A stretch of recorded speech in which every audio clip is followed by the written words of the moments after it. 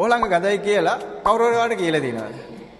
අද අපි ඒ ගැන කතා කරමු. මොකක්ද ඒකට කරන්නේ කියලා බලමු. අද අපි කතා කරන්නේ හයිජීන් ගැන. සනීප ආරක්ෂාව ගැන. ඒ කියන්නේ පිරිසිදුකම ගැන.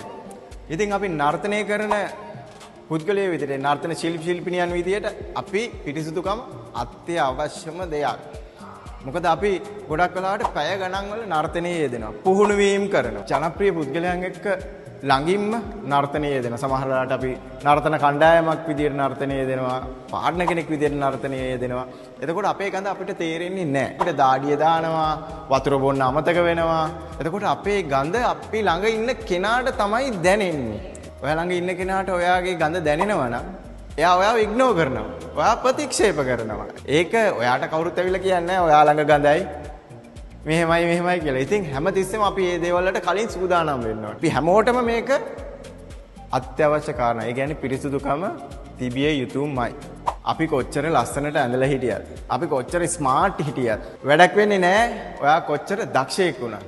අපි ළඟ ගඳක් එනවා නම් මතක තියාගන්න. අර කතාවට කියනවනේ තියෙන එක ඇඳුමද ඒක පිරිසිදු මොන බොරුවක් දන්නේ. ඔයාට තියෙන මටත් තියෙන ඇඳුම් ගොඩක්. ඔය ඇඳුම් දෙක තුනක් දාගෙන ඉන්න. අනිත් කාරණාව තමයි ඔයා කොච්චර දතකට මැදලා හිටියත්, ඔයා කොච්චර පිරිසිදුව හිටියත් ටික වෙලාවක් යනකොට ඔයාගේ කටින් ගඳක් එන්න පුළුවන්, ළඟින් ගඳක් එන්න පුළුවන්. ඒක සාමාන්‍ය දෙයක්. එහෙම වෙන්නේ අපි ගොඩක් වෙලාවට පැය ගණන් නර්තනයේ යෙදෙනකොට අපේ ඇඟ ඩිහයිඩ්‍රේට් වෙනවා.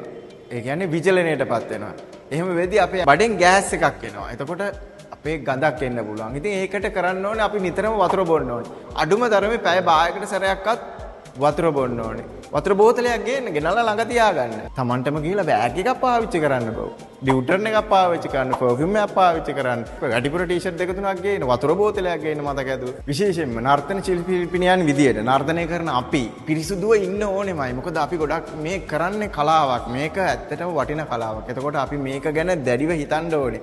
නැත්තම් අපිව කොන් වෙන්න පුළුවන්. මොකද නර්තන ශිල්පියෙක් විදියට ඔබට ඉස්සරහට යන්න ඕනේ නම් මේ පිරිසුදුකම ගැන සිතිය යුතුමයි. මොකද ඔබ කරන්නේ ලොකු වටිනා කලාවක්. මේක ගැන දැඩිව හිතන්න.